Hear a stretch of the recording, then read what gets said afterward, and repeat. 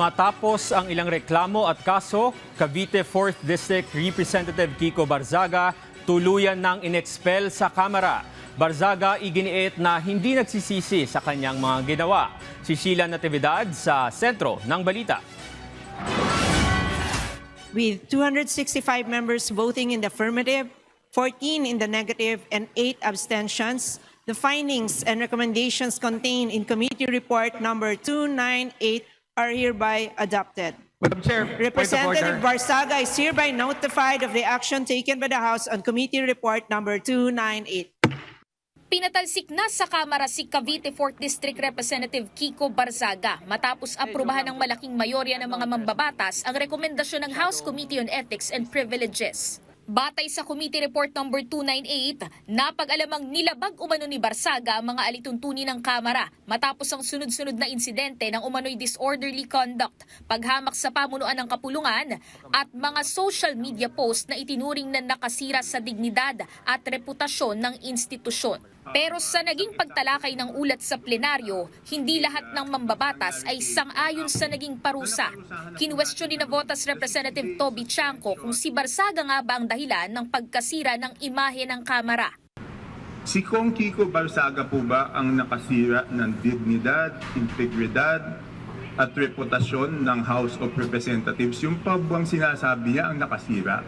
Ibig sabihin kahit tawagin niyang House of Crocodiles to, kung hindi naman sira yung integridad ng House, yung bang sinasabi niya ang nakasira o may mga ibang bagay na nakasira? Kapareho rin ni Chanco ang sentimiento ni Leyte 4th District Representative Richard Gomez na nagbabala laban sa pagpapataw ng parusang maaaring mabasa bilang pagpigil sa pagpapahayag ng opinyon. kayo ba hindi rin baliw paminsan-minsan? Meron din naman tayong mga colleagues dito na gumagamit ng social media kung ano-ano sinasabi sa atin. Minamura rin tayo paminsan-minsan. Si Kiko ay binoto ng mga taga-Cavite sa distrito niya. Hayaan natin na sila ang magtanggal sa kanya by not voting for him in the coming elections.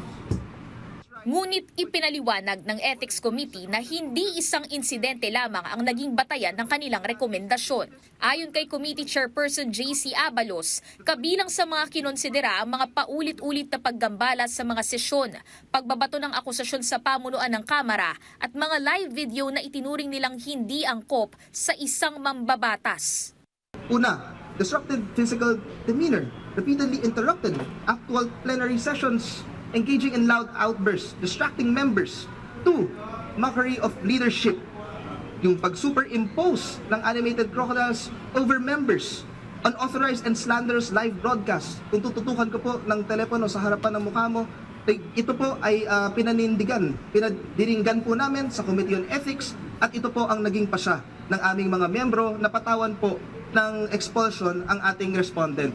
Una nang nasuspinde si Barzaga noong Disyembre noong nakaraang taon dahil sa mga umano'y indecent at incendiary social media posts tungkol sa mga miyembro ng Kongreso. Nitong Pebrero naman ngayong taon, pinatawan siya ng 60-day suspension dahil sa umano'y paulit-ulit na misconduct na negatibo ang naging refleksyon sa dignidad, integridad at reputasyon ng Kamara.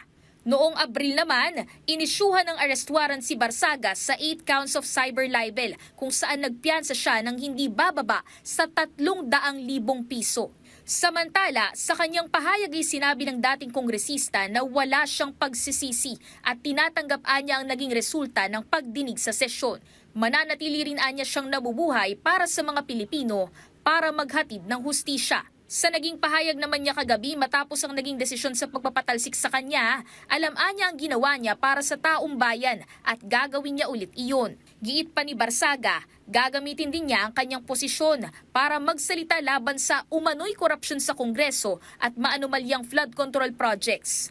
Samantala, binigyang diin ng Ethics Committee na hindi nila nililimitahan ng karapatan sa malayang pagpapahayag ng opinyon. Ngunit may pananagutan pa rin ng mga mambabatas sa kanilang mga kilos at pahayag bilang mga miyembro ng kapulungan. The Committee on Ethics would like to assure the entire body that our right to the freedom of expression will always be respected and it will always be upheld And I would assure everyone that the Committee on Ethics will be impartial and judicial at all times. Sa kabila ng mga tumutol sa pagpapatalsik kay Barzaga sa Kamara, nanatili ang pasya ng kapulungan. Isa sa pinakamabigat na parusang maaaring ipataw ng House of Representatives laban sa isang kasalukuyang miyembro nito.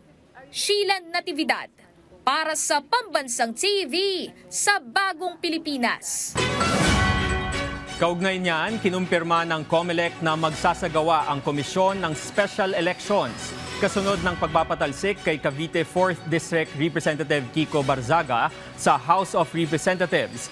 Ayon kay COMELEC Chairman George Erwin Garcia, kailangan punan ang nakabakanteng pwesto dahil higit isang taon pa bago matapos ang termino ng kasalukuyang Kongreso.